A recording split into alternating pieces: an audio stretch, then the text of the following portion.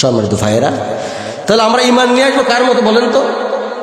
অন্তত এই যে যারা 17 বছরে শাহাদাত বরণ করলো, যাদের ফাঁসির কাষ্টে ঝুলিয়ে হত্যা করলো, অন্তত তাদের মতো ঈমানটা নিয়ে আসি বলেন। ইব্রাহিম আলাইহিস সালামকে যখন অগ্নিকুণ্ডের মধ্যে ফেলাইয়া দিল, অগ্নিকুণ্ড থেকে যখন ইব্রাহিম আলাইহিস সালাম যখন বের হয়ে আসলেন, কি পড়া গেছে? পড়া গেছে বলেন? পড়া যায়নি কেন? কার গোলাম? আমরা কি তেমন গোলাম হতে পারবো? সম্ভব না। তার কারণ ইব্রাহিম আলাইহিস সালামকে অগ্নিকুণ্ড থেকে যখন তিনি বের হয়ে আসলেন, তাকে জিজ্ঞেস করা হলো, ইব্রাহিম তুমি যে এতদিন আগুনের মধ্যে ছিলা, কেমন লাগছে তোমাকে? হযরত ইব্রাহিম আলাইহিস সালাম বললেন, পৃথিবীর মধ্যে শীত গরম ঠান্ডা অনেক কিছুই আছে, কিন্তু আল্লাহ রাব্বুল আলামিন ওই কূপের মধ্যে, আগুনের কূপের মধ্যে আমি যতদিন ছিলাম, পৃথিবীর মধ্যে এমন সুখ শান্তি আমি মনে হয় পাবো না কোনোদিন। সুবহানাল্লাহ। আগুনত লাভ মারতে চান সবাই? ওই পরীক্ষা দিতে পারবেন? সম্ভব? সম্ভব না। আমার ভাইরা দেখেন, হযরত আসিয়া আলাইহিস সালাম কেমন পরীক্ষা দিয়েছিল বলবো? বলবো বলবো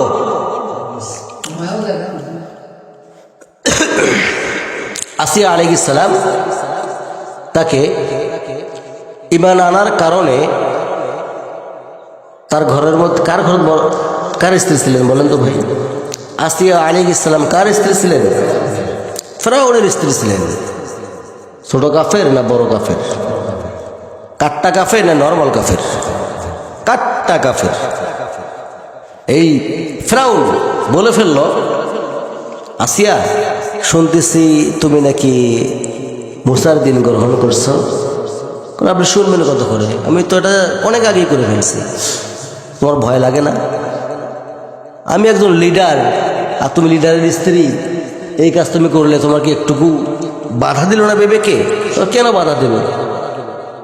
যে আল্লাহ আমাকে সৃষ্টি করলেন, যে আল্লাহ আমাকে খাওয়াচ্ছেন, চলাচ্ছেন, সবকিছু একমাত্র মালিকানাধীন যে আল্লাহ, আমি তাকেই তো বেছে নিয়েছি। বলি সুবহানাল্লাহ।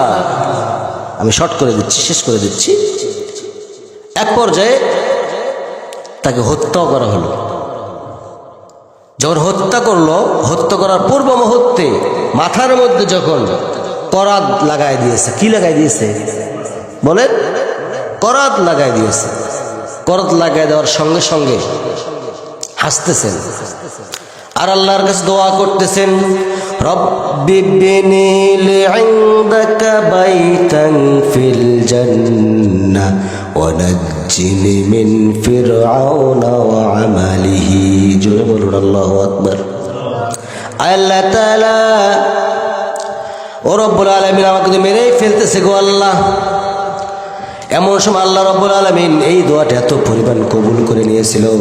কবুল করানোর জন্য আল্লাহ তাআলা দয়া করে মায়া করে জিবরাইলকে বলে, ও জিবরাইল, যাও যাও যাও, আমার আসিয়ার কাছে চলে যাও, আমার আসিয়ার কাছে জান্নাতটা নিয়ে যাও, জান্নাতটা ডিসপ্লে করবে আমার আসিয়ার সামনে।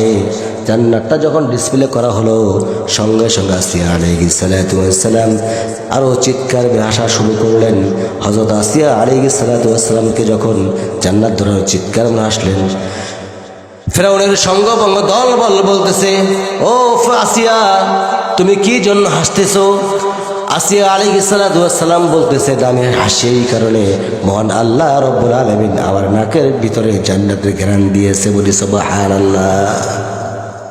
তাহলে যারা মৃত্যুকে বরণ করে নিল, শাহাদাত বরণ করলো, আল্লাহ তাআলা তাদেরকেই চোখের সামনে জান্নাত ডিসপ্লে করছে। বলি সুবহানাল্লাহ। এখান থেকে এই প্রমাণগুলো পাওয়া যাচ্ছে। প্রিয় ভাইরা আমার, বিগত এই 16-17 বৎসরে অন্য দলের লোকের ফাঁসি হয় নাই, আমি দেখি নাই। আমার এই বয়সে শুধুমাত্র একটা দলের লোকের ফাঁসি দেখেছি আমি। অসংখ্য মানুষের ফাঁসি দিয়েছে। বলুন তো সেই দলটার নাম কি? জোরে কর। আমি কিন্তু বলিনি, আপনারাই বলছেন। দর্শন কিন্তু আমার না। তাহলে একটা দলের উপরে এত হামলা, এত নির্যাতন, এত মামলা, তারা কাল্লা দিছে, আল্লাহ দেয় নাই, ঠিক কিনা? পীর ভাইয়ের আমার, দেশ থেকে পালানোর মানুষ এই জাতি না। মুসলমান জাতি দেশ থেকে পালিয়ে থাকার জাতি নয়। যারা বলল পাকিস্তানের রাজাকার, যারা বলল পাকিস্তানের রাজাকার, তারা দিল্লির রাজাকার, হ্যাঁ দিল্লি গিয়ে বসে আছে, ঠিক কিনা বলেন? আমি ভুল কইলাম? আল্লামা সাঈদী আমাদের একটা রত্ন ছিল, তাকে যে কেউ চেনে না এমন মানুষ বাংলার জমি আমি একটাও দেখি না। তাকে ইঞ্জেকশনের মাধ্যমে শাহাদত বরণ করতে বাধ্য করলো।